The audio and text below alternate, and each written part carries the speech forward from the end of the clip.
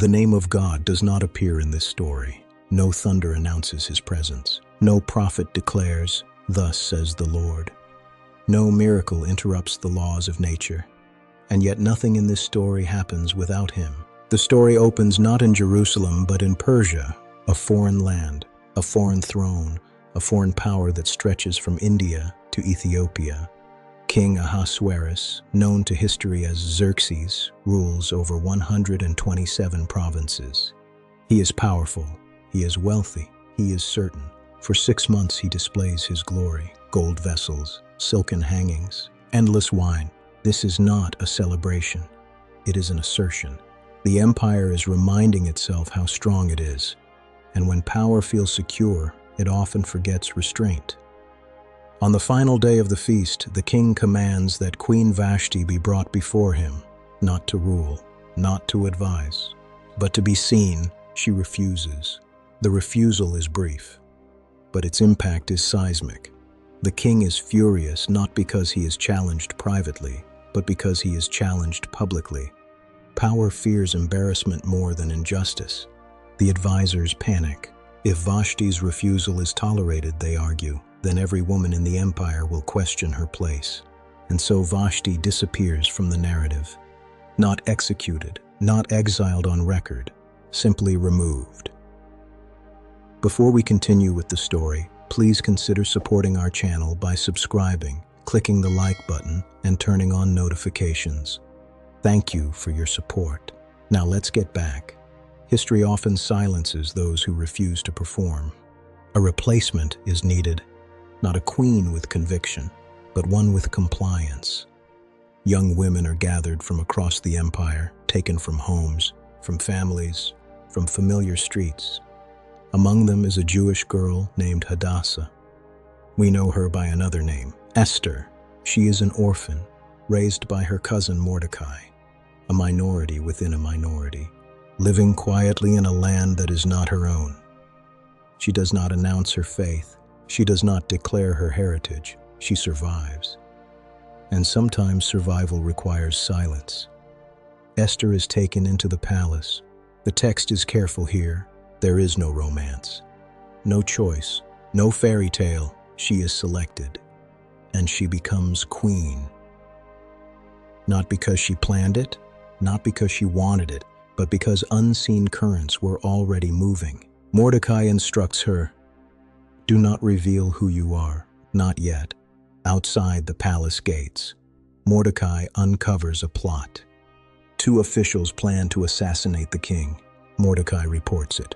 Esther passes it on. The king lives. The conspirators die. The act is recorded but forgotten. Faithfulness is often unrewarded in the moment, but history keeps careful notes. Then comes Haman, second only to the king, elevated, honored, feared. All bow to him, all except one. Mordecai does not kneel. We are not told why.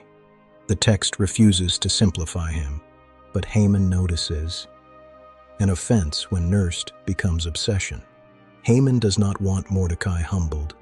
He wants Mordecai erased, and not just Mordecai, his people, all of them. Haman casts lots to choose a day for the destruction. Chance, he believes, is on his side. The irony is devastating. What he calls fate is being quietly overruled. He convinces the king with vague language. There is a certain people whose laws are different, who do not obey the king. Difference becomes threat. Fear becomes policy. The decree is signed. Genocide is scheduled. And the king returns to his wine. The decree spreads. Confusion, grief, silence. Mordecai tears his clothes and sits in ashes. Esther hears, but from a distance. She sends garments. He refuses them. This is not the moment for comfort. This is the moment for truth. Mordecai sends word. Do not think that because you are in the palace, you will escape. And then the line that fractures the story. If you remain silent at this time, relief and deliverance will arise from another place, but you and your father's house will perish. And then the question is quiet, restrained, terrifying. And who knows whether you have come to the kingdom for such a time as this? Esther does not pray on record. She does not hear a voice. She fasts, and she asks others to fast, because when God is silent, faith acts without guarantees. She approaches the king uninvited. This is not courage without fear. This is courage with it. If he does not extend the scepter, she dies. The scepter is extended. Grace appears without explanation. Esther does not speak yet. She invites the king and Haman to a banquet. Then another. The delay is intentional. Timing matters. Truth delivered too early can be ignored. Too late, and it is useless. That night, the king could not sleep. Insomnia becomes an intervention. He orders the records read and stumbles upon a forgotten loyalty. Mordecai, unrewarded, unhonored. The king asks Haman, what should be done for the man the king delights to honor? Haman assumes.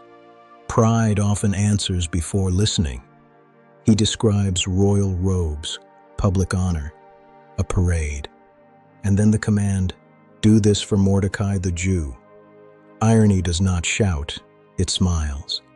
At the second banquet, Esther speaks, not with accusation, with clarity. We have been sold, she says, my people and I.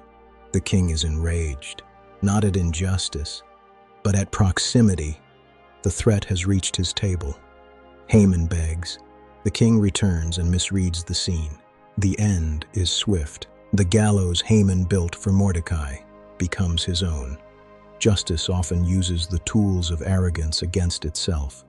The decree cannot be revoked, but it can be countered. The Jews are permitted to defend themselves. They survive, not by miracle, but by permission, courage, and reversal. The day meant for annihilation becomes a day of remembrance. Purim, lots overturned, chants undone. God never speaks in this book, and yet he orchestrates a refusal, a forgotten record, a sleepless night, a delayed request. Providence is not always loud. Sometimes it is meticulous. Esther does not end with triumphalism. It ends with responsibility. Because the story asks us, what do we do when God is silent? When faith requires risk without reassurance? When the moment comes and silence feels safer?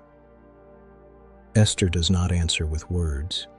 She answers with action, and the God who never spoke was never absent.